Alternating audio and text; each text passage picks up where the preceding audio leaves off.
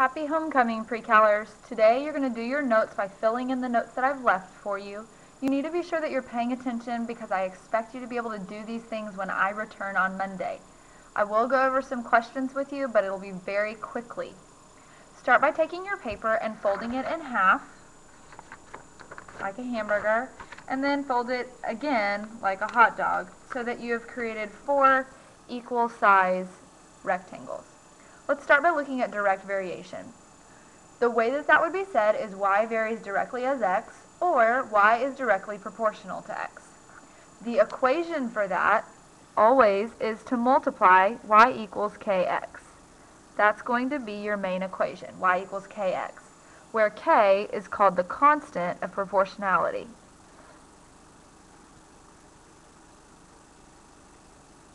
Constant of proportionality. You're going to use this equation and this constant of proportionality to solve some equations that involve this type of relationship. This is used a lot in science, so that's one of the things that this is used for. The next tab over says inverse variation. Inverse variation could say y varies inversely as x, or y is inversely proportional to x. Inversely means to divide, so you're going to do k divide x, or y equals k divide x, where k, again, is a constant of proportionality, and I'm going to show you how to find that in just a second.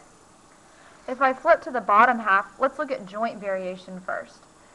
It could be said that z varies jointly with x and y, or z is jointly proportional to x and y. These two things mean the same thing, that's just a choice of words. The equation then is z equals k x y. The constant of proportionality is still there, but because it's jointly proportional, I'm multiplying all 3 of those things, the constant, the x, and the y. The fourth type of variation I want us to look at is to the nth power, or y varies directly as the nth power of x. Y equals, and we're going to do kx because directly still means multiply, and then we're going to do to the nth power because it says it varies directly as the nth power. So that's our main equation. These main equations are going to help us to solve our examples on the back side and the examples in our homework. Okay, let's turn to the back and look at some examples.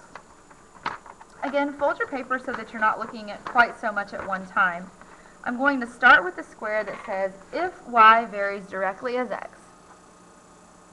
If y varies directly as x and y is 6 when x is 4, find k, the constant of proportionality, and find y when x equals 20. Okay, it says directly, so our first big clue from the other side is the main equation is y equals kx. We're given a situation where y is 6, so we'll replace y with 6. We don't know k, and x is 4.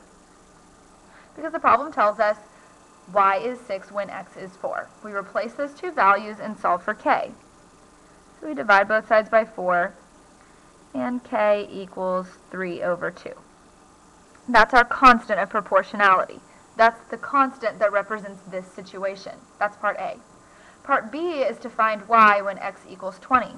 So now we're going to say y equals 3 over 2x.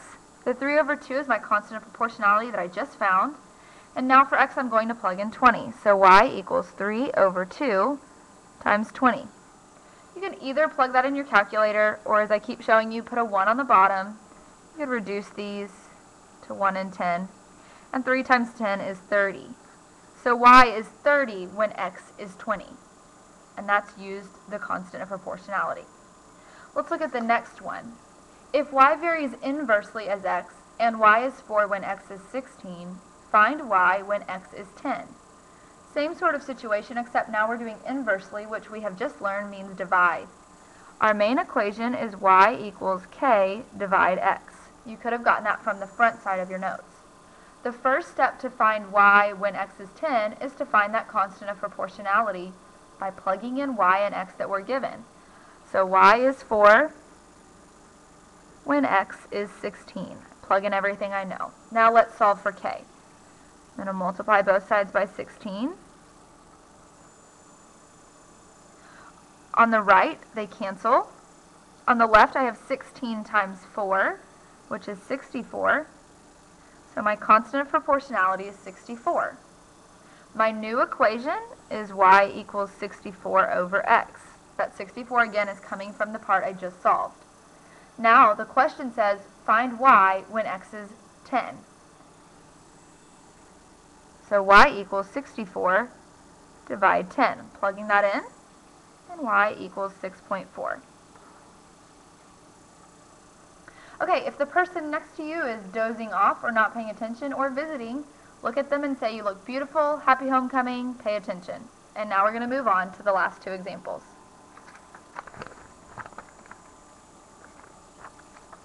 If z varies jointly as x and y, so varies jointly means multiply by both, our equation is z equals kxy.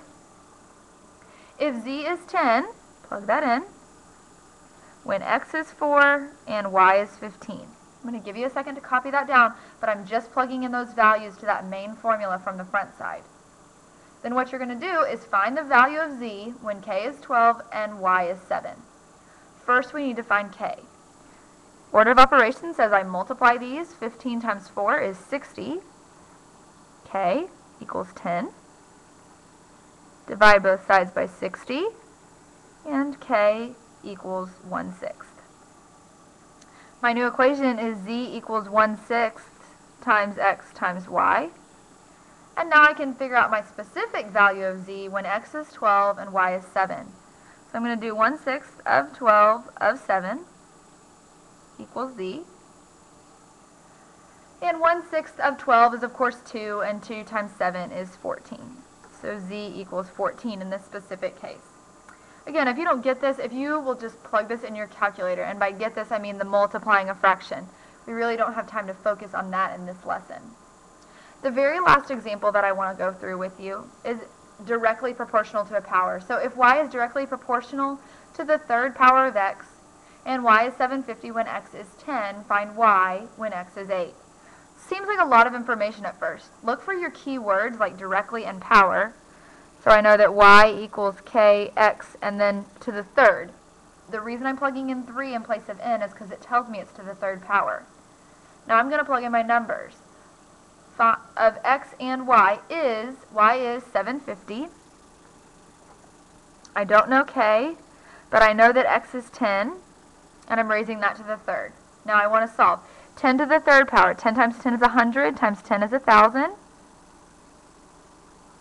I'm going to divide both sides by 1,000.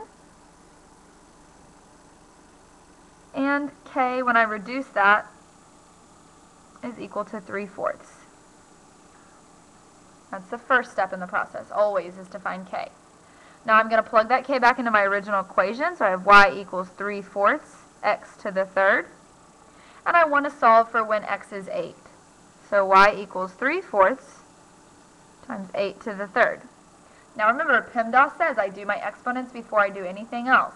So 8 to the third power. 8 times 8 is 64. 64 times 8 gives me a very large number. And then I'm going to multiply that by 3/4, and when I do, I get 384. Again, you can put this straight into your calculator as long as you put this part right here in parentheses. You're going to get the right answer. If not, you can do 8 to the third. And for your sake, I will quickly do 8 times 8 times 8 for you. That's 512. And then 3/4 of that is 384. Your assignment for this is we're on A12. This is the last assignment of this 6 weeks. And it is page 111, numbers 25 to 28, 30, 39 to 44, and 68. I have intentionally given you some odds and evens, so hopefully you'll be able to check what you're doing. I do expect this homework to be done next Tuesday. If you have questions, be sure to come after or before school on Monday. If you're really desperate, you could always go see Miss Rothermel. She'll be happy to help you as well. Be good for the rest of the day and happy homecoming.